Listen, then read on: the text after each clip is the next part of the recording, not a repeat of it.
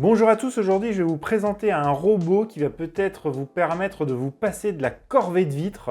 Alors je ne sais pas si vous vous rappelez, il y a quelques temps sur la chaîne, j'avais présenté un robot laveur de vitres de la marque Create qui fonctionnait plutôt bien. C'était un robot rotatif, je vous mets le lien vers la vidéo ici. Là aujourd'hui on va parler d'un autre système qui est un robot qui va avoir une lavette oscillante et qui n'a pas du tout la même forme. Et ce robot, c'est le Secotech Windroid 980 connecté. Et oui, comme vous pouvez l'entendre, il est connecté, donc vous allez pouvoir le piloter via une application sur le téléphone. Et on va voir si ça amène vraiment un plus à son utilisation.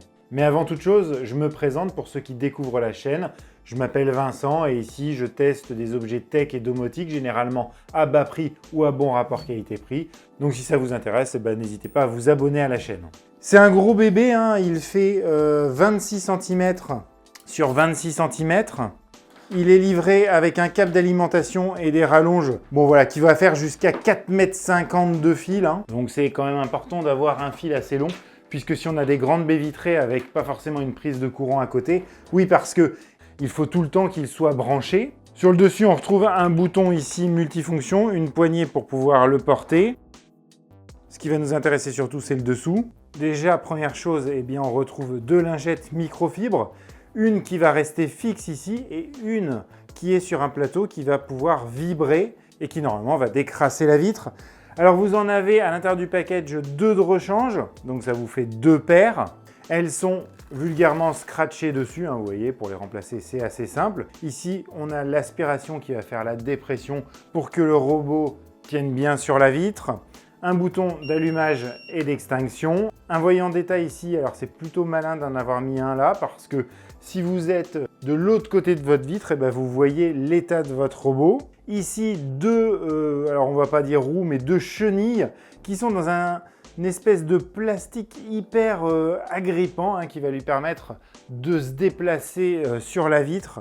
On retrouve ici autour 5 détecteurs de vide. Alors c'est des détecteurs de vide qui sont mécaniques, hein. C'est-à-dire que quand l'appareil va être plaqué sur la vitre, les petits détecteurs vont être appuyés comme ça. Et dès qu'il va sortir d'une vitre, par exemple, qui serait par exemple une paroi de douche, il va se libérer. Le robot va comprendre qu'il arrive dans le vide. Donc à ce moment-là, il va repartir en arrière.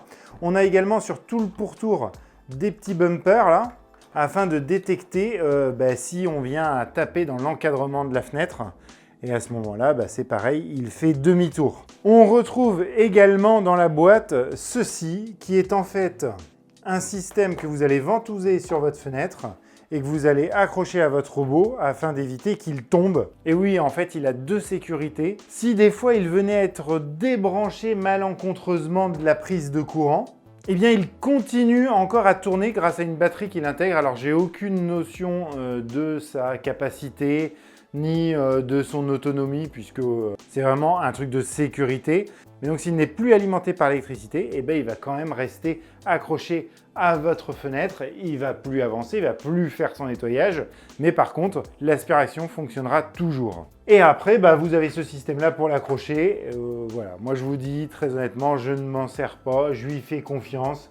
Alors quand vous allez vous en servir, vous allez toujours pouvoir appuyer sur le bouton pour le lancer, mais vous pouvez également utiliser la télécommande qui est fournie avec, mais également une application qui s'appelle Konga Windroid 980. Et en fait, dans cette application, on retrouve ni plus ni moins que la télécommande. Vous voyez, c'est pas non plus extraordinaire. Et pour se connecter à cette application, il va utiliser le Wi-Fi de votre maison, un Wi-Fi 2,4 GHz. Et à l'intérieur, on retrouve un petit produit à vitre qui, je pense, est hyper adapté à ce robot-là. Alors sachez que ça dure pas trop longtemps. Donc moi, j'utilise également ce produit-là. Alors je fais pas de la pub, je m'en fous, mais voilà, un truc de la marque Repère, exprès pour les fenêtres et ça marche impeccable. Alors quand on parle de laveur de vitres, effectivement, c'est un laveur de vitres, mais il peut nettoyer n'importe quelle surface qui est plane. Moi, par exemple, je m'en sers dans la douche pour nettoyer le mur carrelé. Là, par exemple, si vous voulez, je peux même nettoyer mon bureau. Et comme vous pouvez le voir, ça fait quand même 76 décibels. Donc on n'est quand même pas sur un robot qui fait pas de bruit, quoi. Et ce robot, il a 5 modes de nettoyage. Donc dans un premier temps, une fois que vous le positionnez sur votre vitre, il va aller tout le temps en bas à gauche. Et puis après, eh bien, il va faire des va-et-vient de haut en bas. Donc ça, c'est le mode N. Après, il a le mode Z, où là, il va partir du bas à gauche ou du haut à droite, je ne sais plus. Bon, bref. Et il va faire des allers-retours comme ça, de gauche à droite. Il a le mode zone. Donc là, ça va faire une petite zone autour de lui. Il a le mode loop, donc là il va passer 10 fois au même endroit pour vraiment bien nettoyer la vitre. Et puis après, un autre mode qui n'est pas vraiment un mode, mais c'est le mode manuel où vous allez pouvoir vous-même le déplacer via la télécommande ou via l'application. Alors vous allez me dire, ouais c'est super, mais ça consomme combien cet objet? Ça consomme pas tant que ça en énergie électrique, c'est du 70 watts quand il est en fonctionnement. Alors premier test, ça va se faire sur un miroir, comme ça on voit mieux les traces. Ça va vous permettre de vous rendre plus compte du travail effectué. J'ai mis plein de traces de doigts dessus. Avant de positionner le robot, je vais pulvériser de la lotion sur les lingettes. Alors Secotech recommande, une fois qu'on a fait ça, de bien essuyer ici le milieu pour ne pas que le produit aille se déverser dans l'aspirateur. Il se met à aspirer et donc dès qu'on va le poser comme ça, il va aller voir pour trouver le bord gauche. Voilà, il s'est positionné et maintenant il peut y aller. Et là je lui ai mis la programmation en N, donc il va de bas en haut en se décalant un petit peu à chaque fois. Et une fois qu'il s'est dit j'ai fait toute la fenêtre, eh bien il se retourne. Ce qui va lui permettre de bien frotter le bas de la vitre.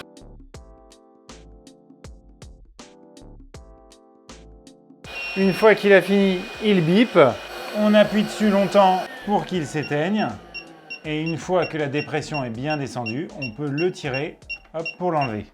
À l'endroit où on l'enlève, ça nous laisse une petite marque que vous voyez ici.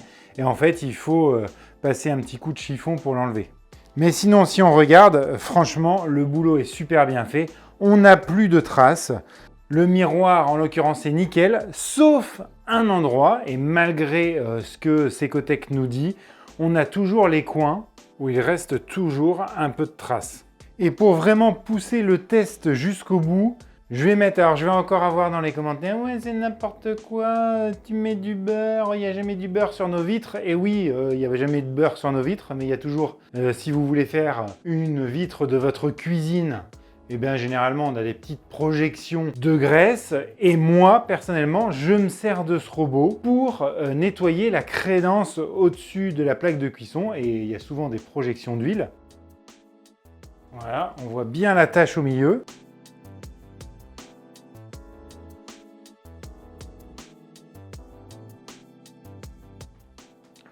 Alors vous voyez que franchement, il fait du bon boulot. Bon, bien sûr, sauf à l'endroit où je viens de l'enlever, comme je vous ai expliqué. Mais il y a quasiment plus de traces, sauf dans les coins. On voit bien qu'il a poussé la graisse un peu sur les coins. En fait, il l'étale tellement qu'au bout d'un moment, là où il passe et il frotte, eh bien ça va l'enlever, mais pas tout à fait sur les coins. Donc là, ce que je vous conseille, c'est que je le passe 2 fois de suite. Et là, vous allez voir normalement que le résultat va être parfait. Sauf les coins, bien évidemment. Et voilà, donc comme vous pouvez voir, le résultat est très très bon. Je vous rappelle quand même que j'ai mis du beurre dessus, donc franchement, on a un bon résultat. Il y a juste en haut ici où il m'a laissé une bande. Ce que j'ai pas quand je fais ma crédence, parce que autour c'est du vide, donc il peut aller vraiment sur le bord. Donc là, moi, ce que je ferai pour éliminer ça, eh bien, je le lancerai en Z et pas en N, pour qu'il puisse vraiment frotter ce bord. Et c'est ce qu'on va lancer et on va regarder ça tout de suite. En Z, je le trouve moins à l'aise. Il a tendance plus à glisser, vous voyez. Il a tendance plutôt avec la gravité à plutôt tomber. Vous voyez là, il a tellement glissé en fait quand il avançait qu'il est plutôt tombé vers le bas. Ouais, c'est ça, vous voyez, il n'est pas passé ici. Je pense que c'est dû à la largeur des rouleaux là. c'est plus long que large, donc du coup il y a moins de surface d'appui quand il est comme ça. Il a tendance plutôt à glisser que quand il est comme ça où il a une plus grande surface d'appui. Voilà, mais globalement, on peut dire que le résultat est quand même bon avec le petit bémol d'en haut. Là, alors vous n'allez pas le voir à la caméra hein, tellement c'est très petit. Mais ici vous avez des petites traces, il faudra passer un petit coup de chiffon, mais très honnêtement, c'est quand même de l'excellent travail. Alors qu'est-ce que j'en pense de ce Secotech Windroid 980 connecté? Eh bien, il y a des choses qui m'ont plu, des choses qui m'ont un peu moins plu. Donc au niveau des choses qui m'ont plu, vous avez vu, hein, ça fait vachement bien le job. Alors bien évidemment, il ne faudra pas que vos vitres soient trop sales. Il a plusieurs modes de fonctionnement qui sont toujours appréciables. Il est secouru, donc même si vous avez une coupure de courant ou quelqu'un qui viendra débrancher, eh bien il resterait quand même collé à la vitre, donc ça c'est un plus.